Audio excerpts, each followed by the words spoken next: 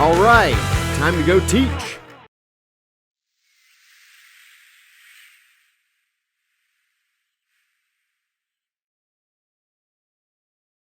Hello and welcome to this episode of Tutors, where we are continuing our unit on the cell. Today, looking at cellular respiration, our final stage of aerobic cellular respiration, the electron transport chain. Let us get started. Learning targets for the day. The first target is to describe the electron transport chain. That's our goal for today. Next is to identify the main products of the electron transport chain. What does it really make, and where do they end up? And lastly is to connect each stage and compare them a little bit of aerobic cellular respiration. So what is the general overview of aerobic cellular respiration as a whole? First off, the electron transport chain, little summary of it. It exists on the inner membrane of our mitochondria. It is enzymes that are embedded in that membrane that are going to be the electron transport chain. Very similar to the electron transport chain that exists in a chloroplast for the first stage of photosynthesis, or the light-dependent reactions. It uses oxygen, though, and it produces H2O. And it generates the majority of ATP for those three stages: glycolysis, the Krebs cycle, and now the electron transport chain. So the electron transport chain, what is it? Where does it work out? Well, remember, this is what we ended up with at the end of the Krebs cycle and the link reaction. We ended up with these NADHs, FADH2, and hydrogen ions that were all generated during the link reaction and the Krebs cycle. These are going to all be used in the electron transport chain, which is this collection of enzymes in that inner membrane. What's going to occur is that hydrogen ions are going to get pumped out into this intermembranous space, out of the matrix. And that's going to happen as we break down the NADH and the FADH2. When we take the NADH, it was going to interact with this enzyme, and it's going to send out hydrogen ions, and it in turn will turn into NAD+. That also means it's going to lose electrons, which is why we call this the electron transport chain, and they are going to end up being transferred through this enzyme pathway.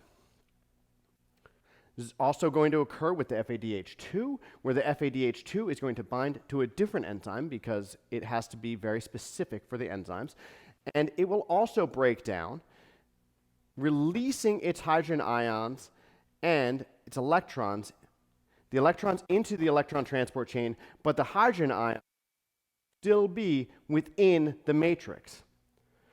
But as those electrons pass through these different enzymes, they provide energy to pump out the hydrogen ions from within the matrix out into that intermembranous space.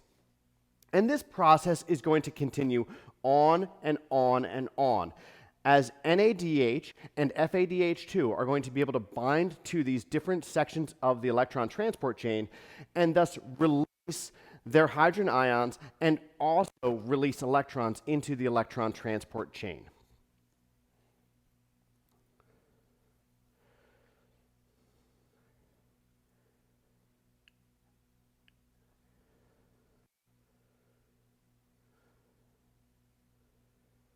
And this process is going to go on and on and on, but you'll notice we haven't generated any ATP yet, but that's coming, because now we have generated a very large concentration of hydrogen ions in that intermembrane space. And we must remember that there is energy in a concentration gradient.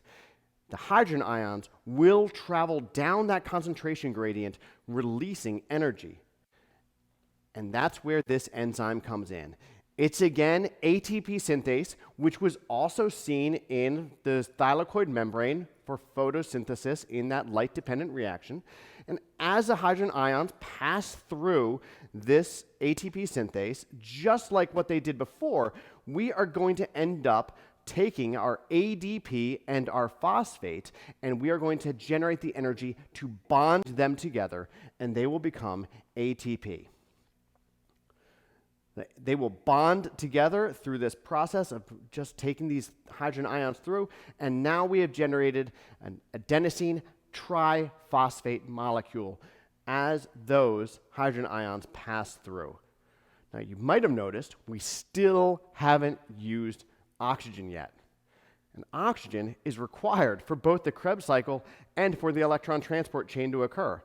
Where does it actually show up? It's right here at the very end. The oxygen molecule is going to come down to this last part of the electron transport chain, and the hydrogen ions are going to end up forming around it, and we are going to generate water.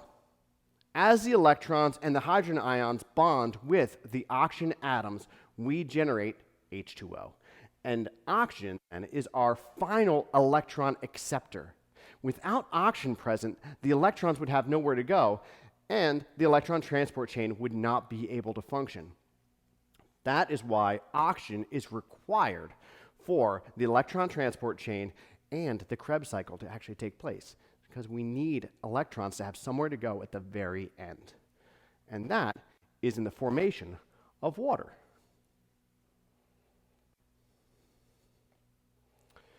General overview of all of this. First off is glycolysis, which occurs in our cytoplasm. It is going to use up glucose and 2 ATP, but it's going to generate pyruvate and 4 ATP. At the end of glycolysis, we have made a profit of 2 ATP. Then we go to the Krebs cycle, the link reaction in the Krebs cycle, which occurs in the mitochondrial matrix. It's going to start with those 2 acetyl-CoAs, which came about through the pyruvate, and we are going to end up generating, again, 2 ATP per glucose, which is important. And lastly, we are going to get to the electron transport chain, which occurs in that inner membrane of the mitochondria. And it's going to use up oxygen, and it's going to use up the NADH and the FADH2 and the hydrogen ions, which all came about through the Krebs cycle and the link reaction. But it's going to generate, importantly, water and 32 ATP per glucose. Again, the glycolysis produced 2 profit ATP. The Krebs cycle produces 2 profit ATP. The electron transport chain, 32 profit ATP per glucose. So in total, we have made a profit of 36 ATP, 32 of which all occurred in that final stage of the electron transport chain. It's the big payout.